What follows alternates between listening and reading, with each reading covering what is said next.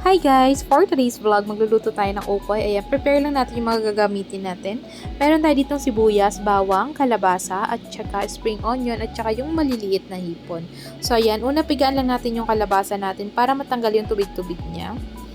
At naglagay na tayo ng harina at cornstarch sa isang lalagyan. Ayun. And ilagay na natin yung maliliit na hipon. Pwede rin kayong gumamit dito guys sa maliliit na isda. Masarap din siya. And next na natin yung kalabasa natin. Ayan, yung kalabasa guys, ginadgad na siya.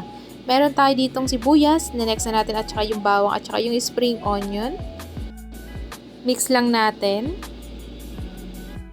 Try nyo rin gawin to guys para maiba naman, hindi puro karne. Diba kasi nakakasawa yung puro karne lang eh.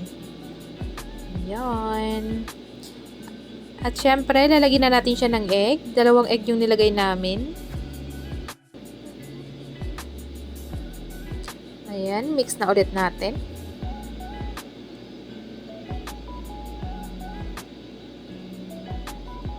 Maglagay lang tayo ng konting tubig. Ayan, lagay tayo ng iodized salt. At saka black pepper. So, ayan.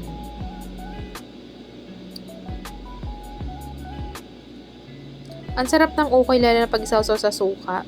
Talaga. Tapos nakakamay ka. Sarap. Ayan. Maglagay din tayo ng magic syrup. Tapos, ito optional lang naman to. Nalagay kami ng baking powder dito at saka food color. So, yan. Ginamit namin food color dito is kulay orange. Ginagamit ko kasi ito sa cake. So, ayan. Naisipan namin lagyan. So, ang cute ng kulay niya, diba?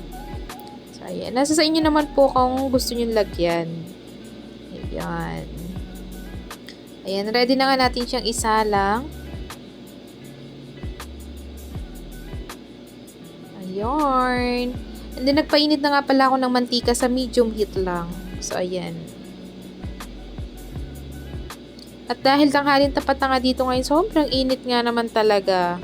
O, diba? Lunchtime na kasi. Ayan, guys. Salang na nga natin.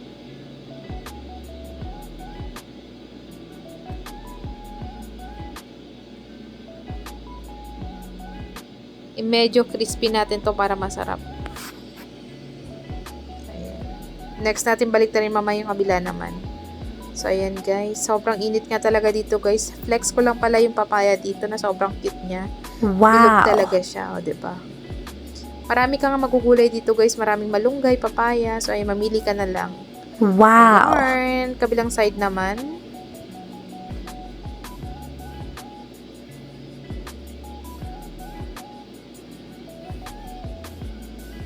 Ayan guys.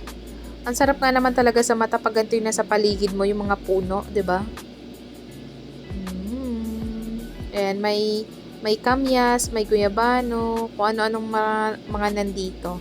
Wow! So ayan guys, medyo luto na nga guys. And ready na natin hanguin. Ayan. Ang sarap nga nito pag mainit-init pa talaga guys.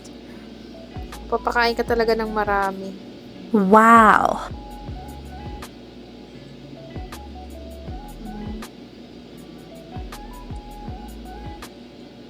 Ayan guys, oh.